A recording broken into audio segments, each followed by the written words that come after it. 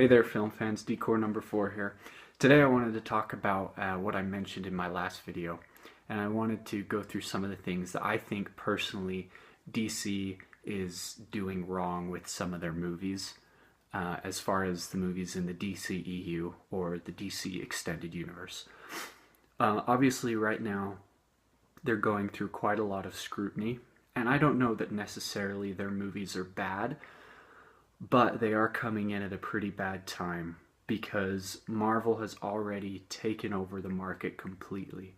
And with every movie that comes out, they're going to be comparing it to Marvel in some way or another, which is fine because Marvel was here first and they really set the bar high. So DC's kind of had a rough go of it with the 3 movies that it's come out. And obviously it's not just because Marvel set the bar high. There are some things that DC is doing wrong. So let's go over a few of them. The first one is that they're a lot darker than, in my personal opinion, superhero movies should be. After all, they're comic books. You know, I don't know that they should be as dark as, say, Superman versus Batman was. And I know there was kind of a lot of talk floating around the internet about an extended edition of Suicide Squad, which had all of Jared Leto's Joker scenes deleted. Because apparently what had happened was Warner Brothers showed 2 different cuts to test audiences. And one was a lighter version of Suicide Squad, the other one was a darker one. And audiences responded more to the lighter, funnier version than the darker one, which DC has got to start understanding, and I think we saw that a little bit in the Justice League trailer.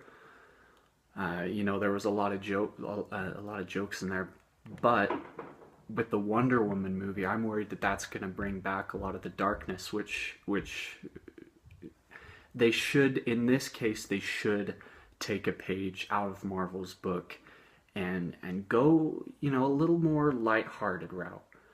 Which is hard to do with some of their characters like Batman, but I think they could make it work. I think part of the reason they went darker at first was because they really are trying to be a lot different than Marvel. And we've seen that in how they set up their characters, which I'm going to talk about a little bit later. The second thing that I think they're doing wrong is there's too much destruction in their movies. With Man of Steel, you know, Superman just leveled the entire city, okay? And then in Dawn of Justice, it wasn't much better. And I know the fight with Doomsday happened in an abandoned place or whatever, but still, you know, DC is focusing on going bigger rather than deeper, which is really important.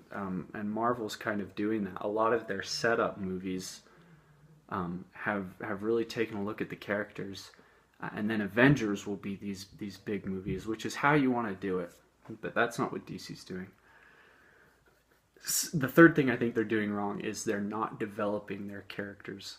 By far, in my personal opinion, DC Comics has the greatest, most rich selection of heroes and supervillains anyone could possibly ask for. The Batman's Rogue Gallery is the greatest. You know, the Batman family is the best selection of characters that you will ever find anywhere. And that goes with a lot of other villains and superheroes as well. And what DC's doing is they're trying to catch up with Marvel right now.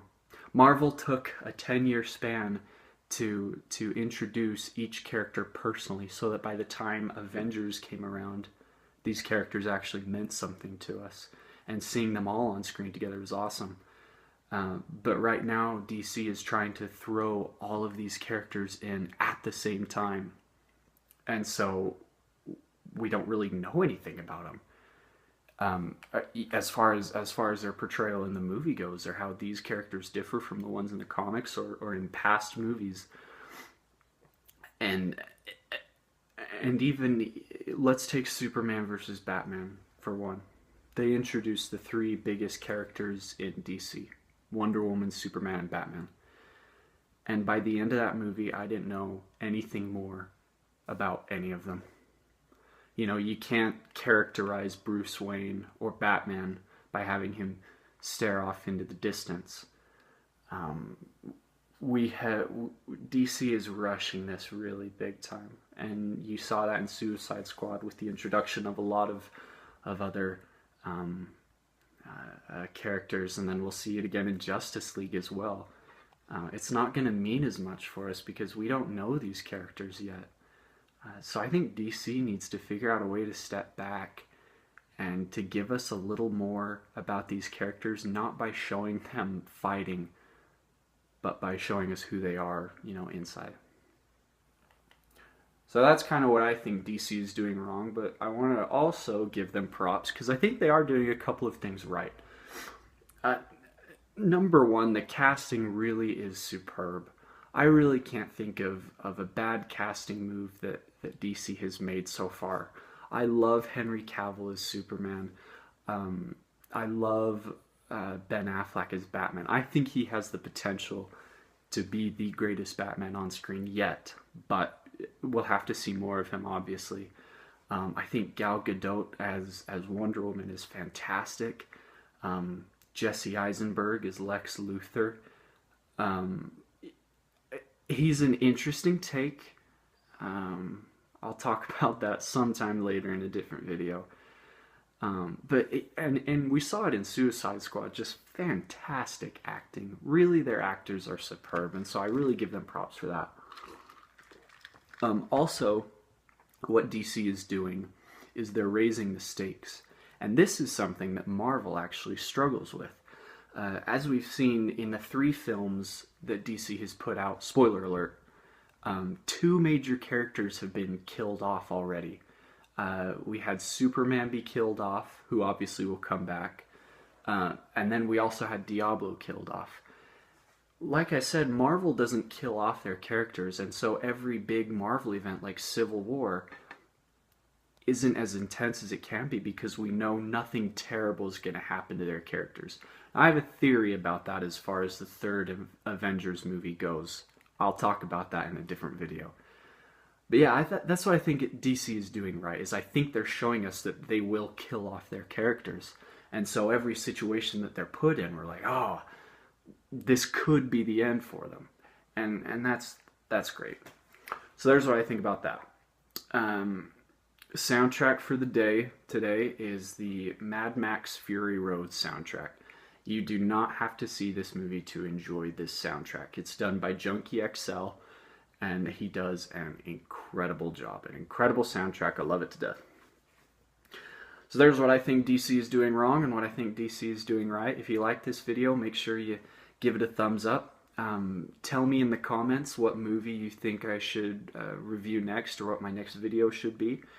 And stay frosty, film fans.